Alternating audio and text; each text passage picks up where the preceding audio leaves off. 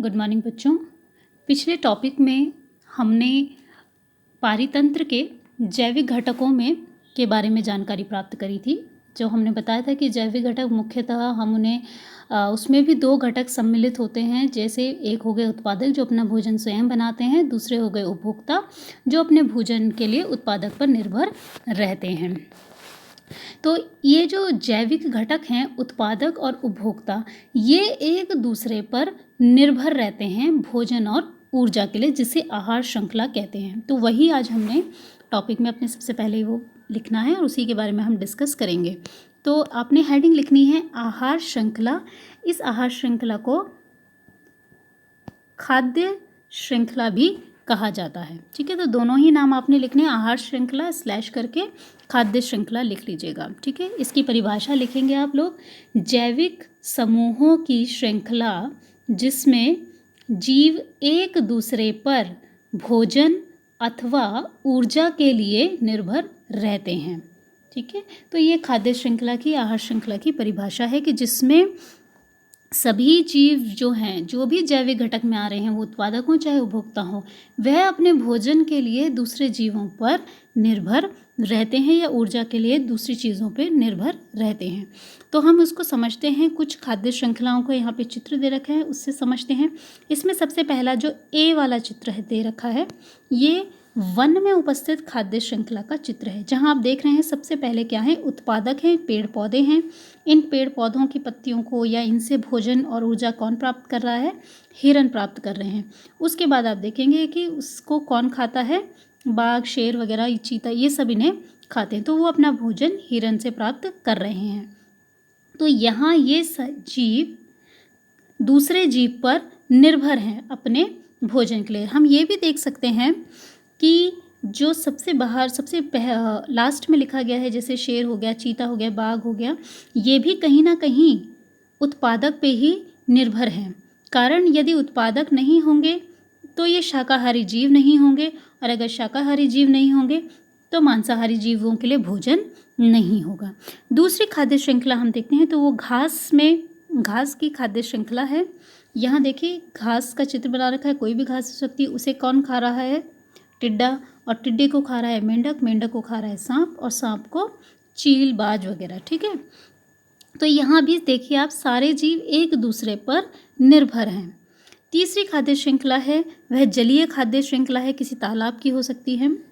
तो पानी के नीचे भी बहुत सारे जलीय वनस्पति होती हैं। उस जलीय वनस्पति को वहाँ जल में उपस्थित बहुत छोटे छोटे कीट होते हैं या छोटी मछलियाँ होती हैं, वो सब उनसे भोजन प्राप्त करते हैं, जिन्हें वहाँ उपस्थित बड़ी मछलियाँ खाती हैं। और बड़ी मछलियों को आप लास्ट में देखेंगे कि इसे भी बगुले या स्वान वगैरह इनसे भोजन ले सकते हैं। तो यहाँ हमने देखा तीन प्रकार की, तीन पारिस्थितिक तंत्र की खाद्य श्रृंखला है, जहाँ जीव अपने भोजन के लिए, और भोजन से हमें प्राप्त होती है ऊर्जा, यानी हम कह सकते हैं कि ऊर्जा के लिए दूसरे जीव पर निर्भर होते हैं। तो थोड़ा सा हम आहार श्रृंखला के बारे में और थोड़ा सा लिखेंगे। आपने ये आहार श्रृंखला की परिभाषा लिखने के बाद ये आहार श्रृंखला का चित्र भी बनाना है। ठीक है, अगर आपको चित्र बनाने में कोई दिक्कत है तो आप चित्र ना बना करके सीधा इनका नाम लिख सकते हैं। जैसे यहाँ पेड़ हो गया, ये घास है, ये जलीय वनस्पति है, ये टिड्डा है, तो आप नाम भी लिख सकते हैं। तो थोड़ा सा आहार श्रृंखला के बारे में और जानेंगे कि आहार श्रृंखला में क्या क्या होता है।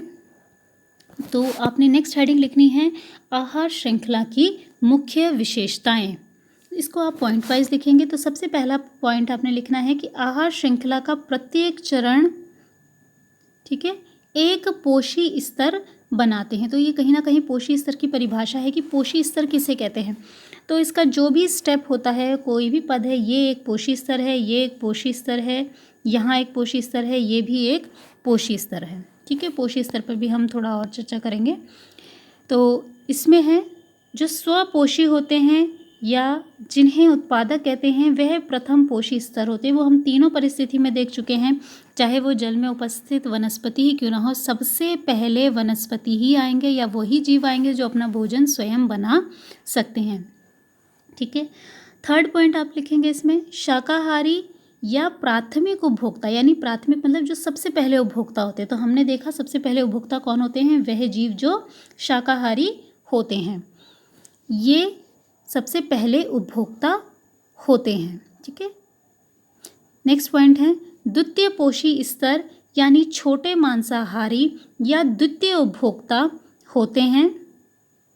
तीसरे पोषी स्तर या बड़े मांसाहारी या इन्हें तृतीय उपभोक्ता कह सकते हैं, ये बनाते हैं चौथे पोषी स्तर का निर्माण करते हैं। तो ये सारा आपने पॉइंट में लिखना है, या आप पूरा यहाँ से यहाँ तक लिख सकते हैं, एक ही साथ आप इसको कंटिन्यू कर लीजिएगा यहाँ से यहाँ तक। ठीक है, इसको हम एक पोषी स्तर के चित्र से समझते हैं। ये पोषी स्तर का चित्र भी आपने बनाना है। तो यहाँ आप देखेंगे उत्पादक सबसे पहले पोषी स्तर पर है, नंबर 1 पे उत्पादक है, नंबर 2 पे प्राथमिक उत्पादक है, प्राथमिक उपभोक्ता है।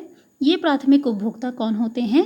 शाकाहारी जीव होते हैं। ठीक है, तीसरे चरण पे आप देखेंगे द्वितीय उपभोक्ता होते हैं। ये द्वितीय उपभोक्ता प्राथमिक क्या हो सकते हैं? मांसाहारी हैं। ठीक है, जो सबसे पहले क्या करेंगे? शाकाहारी जीवों को खाते होंगे, तो ये प्राथमिक मांसाहारी होते हैं। चौथे पोषी स्तर में हम देखेंगे तृतीय उपभोक्ता आते हैं।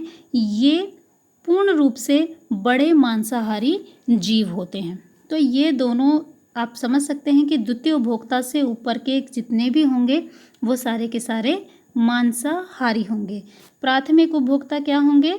शाकाहारी होंगे।